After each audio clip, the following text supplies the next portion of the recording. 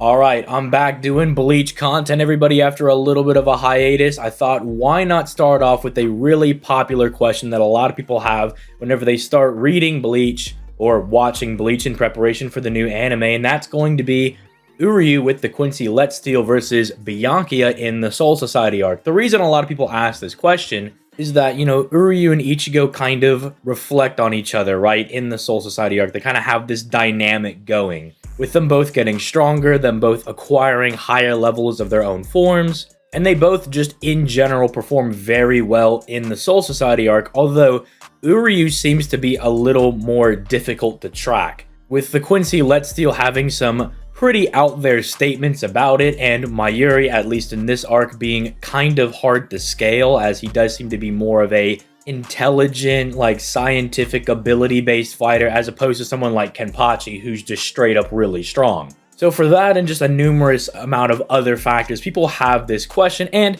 it just sounds like a cool topic as well. I mean, what if we just replaced Ichigo with Uryu on Sokyoku Hill, and would Uryu be able to bring down Byakuya if push came to shove and he had to use the Quincy Let's Steal? So we're going to talk about that in today's video. I know it's been a minute, so I'll just give you guys a little bit of a refresher. We're going to go over both characters' strength, speed, and abilities. Kind of talk about their inverse scaling as well, because since they're both from Bleach, we can also use inverse power scaling. And hopefully towards the end, you have a good idea of who would actually win this battle if these two were to come to blows. But before we actually begin, if you have not already, make sure you leave a like on the video and you subscribe to the channel for future Bleach content. The Bleach anime is rapidly approaching. I am super excited to see what they change and what they add, how they mix up the scaling and maybe the story a little bit. And I'll definitely be here, every week as they drop episodes to kind of talk about new stuff. So make sure you stay posted for all of that. But with that being said, let's go ahead and start off by talking about Uryu's opponent, Byakuya Kuchiki.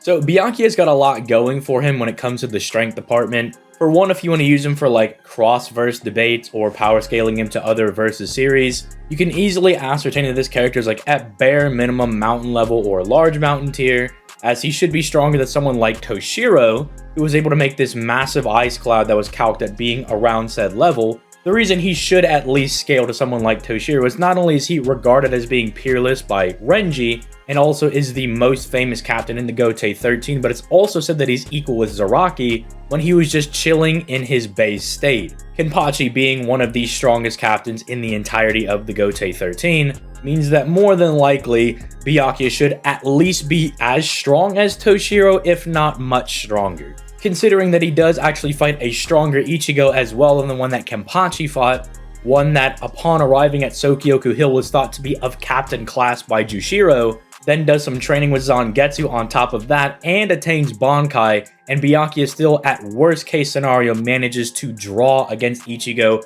if not beat him entirely, depending on how you view the situation. So in versus places Byakuya at least in the upper echelon of captains, and if you're doing some cross-verse stuff, he would be around mountain to large mountain level, again depending on the variables for the calculations. It can range a little bit. Although we also have Byakuya's speed, which really keeping up with Ichigo is the only speed feat that he actually needs, keeping in mind that Ichigo around the Soul Society arc should at bare minimum be the speed of light in Bankai, although he could be significantly faster if you want to calc him, say, blocking all of Byakuya's petals, which are stated to be millions of different blades. But for the bare minimum, you have somebody like Shuhei being able to dodge the Negacion, which is calced at being a tenth of the speed of light, and this was a drained Shuhei that just got all of his spiritual pressure sucked out of him by Yumi Chika. And if we're generous and say that he is as strong as base Shikai Ichigo, who just barehanded took out 3 other lieutenants, and we just say that Ichigo is only even with Shuhei and not significantly stronger and faster than he is, then Ichigo with his Bankai, which is a 10 times multiplier, would literally just be the speed of light. And Byakuya is able to keep up with Ichigo. Granted, you could make some arguments to say that, well, he starts keeping up with Ichigo better as the fight goes on, as Ichigo is getting slower. But conversely, we could also argue that Ichigo should be hundreds to thousands to millions of times the speed of light for blocking millions of blades in the span of a couple of seconds. So we could kind of go back and forth on that one. But he's also got some pretty good feats in verse as well, aside from just being able to keep up with Ichigo, which still is pretty good. He's somewhat able to keep up with Yoruichi, although Yoruichi is notably still faster than Byakuya, as Yoruichi, while carrying an unconscious Ichigo, is confident that she could escape Byakuya, and Byakuya just doesn't even bother pursuing her at all. But still, in that little game of cat and mouse that they were playing on the Repentance Cell, he is able to somewhat keep up with her a little bit. He's also able to blitz Gin Zanpakuto when he's able to save Rukia on Sokyoku Hill.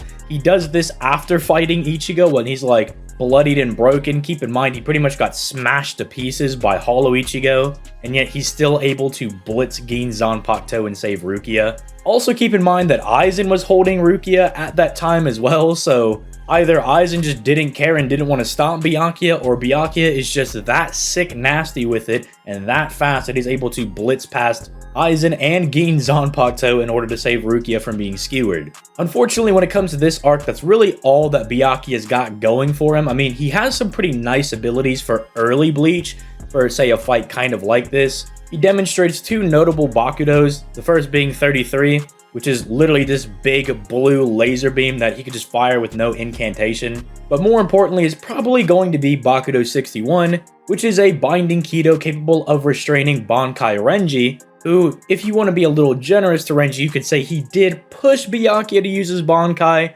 and he did take the full brunt of Byakuya's Bankai, and didn't die immediately and stayed in One Piece. I mean, even Byakuya was kind of amazed that he was still in One Piece after that, so Bakudo 61 being able to restrain Bankai Renji is actually pretty good. As far as his Zanpakuto is concerned, really the notable thing is that it is millions upon millions of blades. The different techniques that he does kind of just alter his fighting style. For instance, Senkei, instead of him just kind of free-flowing and water-bending, for lack of a better term, his Bankai, it more just makes it like this dome arena type thing that Byakuya is kind of able to limit his opponent's range of motion, and more of a close quarters combat type of thing because he starts using actual swords to fight his opponent. There's also Shukei Hakteiken, which is kind of like his final form, where we don't have a whole lot of information on it, but it's basically him just condensing his entire Bankai into one sword. So very similar in concept to someone like Zangetsu, right? How Zangetsu is like the power of a Bankai condensed down into the Zanpakuto and like the garb that Ichigo wears. Shukei Hakteiken is very similar for that for Senbon Soccer, where he just condenses all the power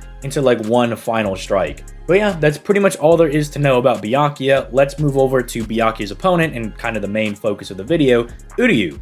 Now, Uryu probably doesn't get enough credit for how strong he is in the early portion of Bleach, and I highly encourage a lot of people to go reread the early portions of Bleach because Uryu's kind of cracked. Speaking of cracked, when we talk about his strength, he was able to crack the Menos Grande when it first appeared, and the problem for Uryu was more that he couldn't just do enough damage over time due to the massive size of the Menos, and less so that he just wasn't strong enough to do anything. As again, we do blatantly see that he cracks the Menos with one of his arrows. The reason this is important is that in Bleach, you need to have relative spiritual pressure to actually damage other beings. If your spiritual pressure isn't high enough, your attacks either just won't do anything or you'll actually take the damage instead. So the fact that Uryu is able to do that does imply some level of relativity between him and the Menos Grande. The Menos Grande at bare minimum being like a city block-ish, multi-city block-ish level threat, as it is hundreds upon hundreds of hollow strong.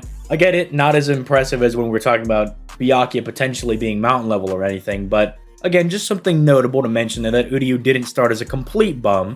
Keep in mind as well that he was able to completely handle Ichigo's latent spiritual pressure that nearly split the Menos in half. His arm was bleeding a little bit, but at the end of the day, he did actually release and contain all of Ichigo's spiritual pressure. He was able to handle it. So if you don't like him cracking the Menos Grande, then how about him handling Ichigo's latent SP? Now for the fun stuff, we move into the Soul Society arc and we actually talk about his fight with Mayuri. Uryu's base to Mayuri's Shikai seems to actually be pretty even. They both kind of one-up each other at certain points. I mean, like, Uryu snipes off Mayuri's, like, robot extending arm, and Mayuri blitzes Uryu at one point when he, like, moves past the arrow and is, like, right next to him on top of the building that they're fighting on. It really seems to turn whenever Nemu gets involved, and Uryu's a little taken aback by the fact that Mayuri would actually stab through somebody. He wasn't really expecting someone to be that heartless. And while you could say that Uryu probably would have eventually lost to Shikai Mayuri maybe, he was still keeping pace with him, which is very impressive.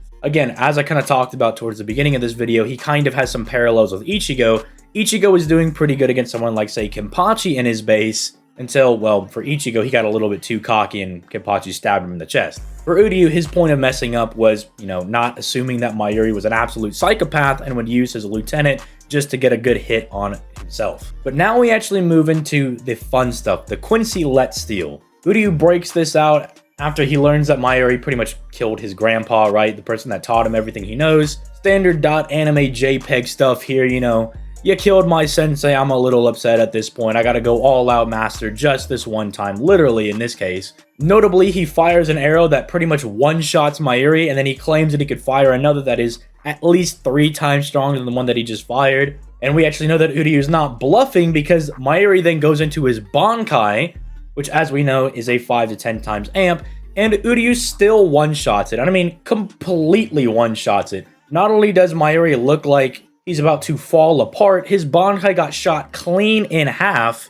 and forces Mayuri to retreat. Unfortunately, Mayuri's a little difficult to scale. Like, we could probably say that, oh, well, it would make sense that Mayuri and Toshiro would be somewhat relative. All of the captains of the Soul Society arc, from a narrative stance, are written to kind of be relative to one another. I mean, even in the next arc, they're like, oh, Aizen is only twice the strength of a captain, right? It seems that Kubo is trying to keep everything really grounded and not super insane, although when we get to Fake Karakura Town, Aizen seems to be a lot more than just 2 times stronger than they are, but different video for a different day. The point that I'm getting at is that we don't really actually need to use Mayuri to compare to Toshiro. Mayuri actually gives us the comparison himself. He blatantly says that when Uryu enters the Quincy Let Steal that he's never seen anything like Uryu before. It actually blatantly mentions his spiritual pressure, meaning that potentially Uryu is stronger than every captain that Mayuri's actually been able to see. Now, does this include someone like Bankai Yamamoto or something? Probably not, because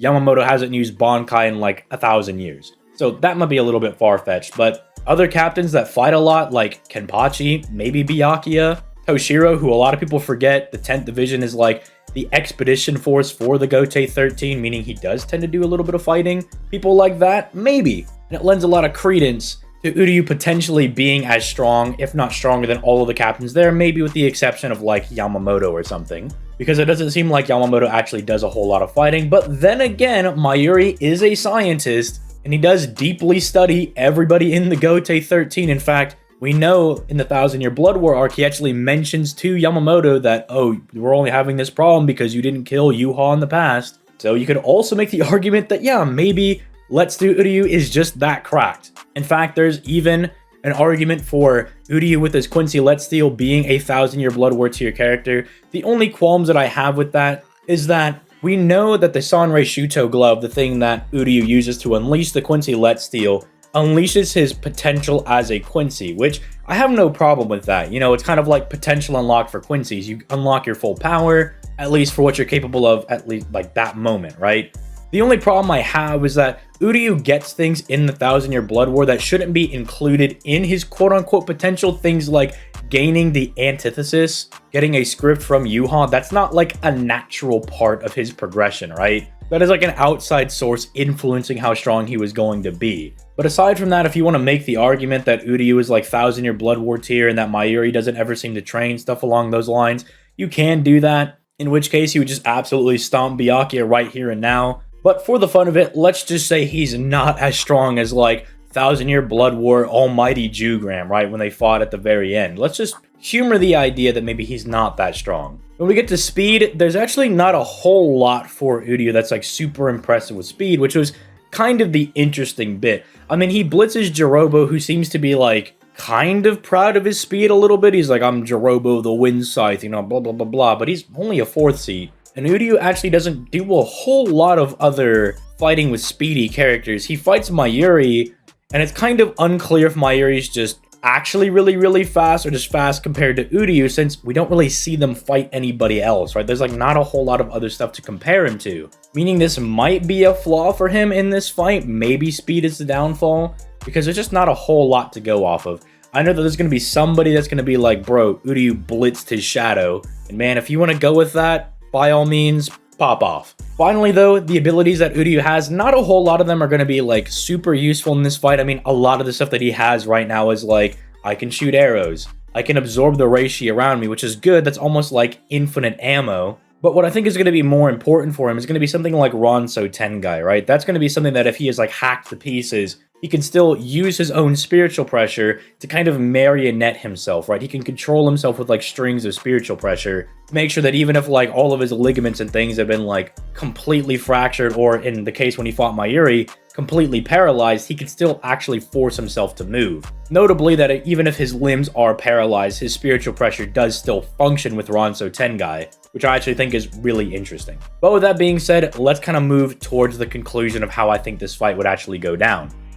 Alright, so there's a few ways you could actually dissect this fight. One that I just mentioned earlier is that if you believe that Uryu is as strong as his 1,000-year Blood War self, even with the argument of like, oh, well, something like the antithesis or the scripts that Yu-Ha gives them is not a natural part of their progression, by that point in the series, even just base Uryu would be way too much for Soul Society arc Byakuya to handle. So if that's what we're going with, you would absolutely just crush Byakuya right then and there, and we could call it a video. But let's say that it's just talking about his current potential, which reading the Soul Society arc seems to be what Kubo had in mind, right? I don't think he had in mind that like Uryu was going to be some super Chad god towards the end of the series, and then he was going to jump from being like mountain level to like universal in the Soul Society arc. I don't really think that was the intention. So let's just say it was kind of like an Ultimate Gohan thing, like he's just kind of got his potential unlocked. This is as strong as Uryu is going to be with like natural training and everything. Well, there's still the fact that Mayuri says that he hasn't seen anybody with this spiritual pressure before. He notes out that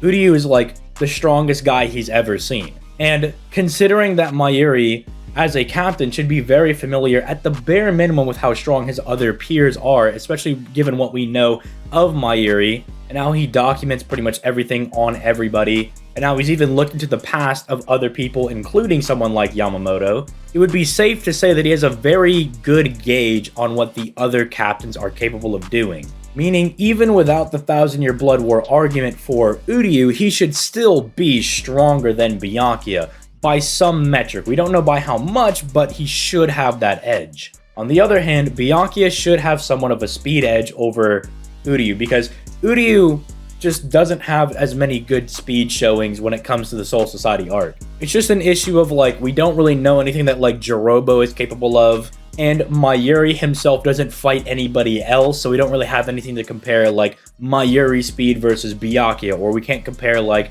is Mayuri faster than Gin Zanpakuto? We can't do comparisons like that because Mayuri's not super active in the Soul Society arc outside of fighting Uryu. Things you could do though is like, say, you could assume that Mayuri would be faster than, say, a lieutenant class fighter, and you could maybe try to scale them with, say, Shuhei showings and everything. You could also make arguments of like, Uryu, Orihime, Chad, all of them went to Sokyoku Hill and they were watching Ichigo fight Byakuya, and none of them were like, oh, I can't keep up with this. They were just like, hey, they're really fast over there. And you could make an argument like that and say, well, even if he can't quote-unquote move that fast, he should be able to at least perceive them, right? Arguments like that could be made, but at the end of the day, I don't really think they're going to matter if Uryu essentially has like infinite stamina and infinite Ryatsu to use, because wherever they're fighting, he's going to be able to pull just as much Ryatsu as he wants, because that's kind of like what a Quincy inherently is supposed to do, and then the Let Steel enhances that to like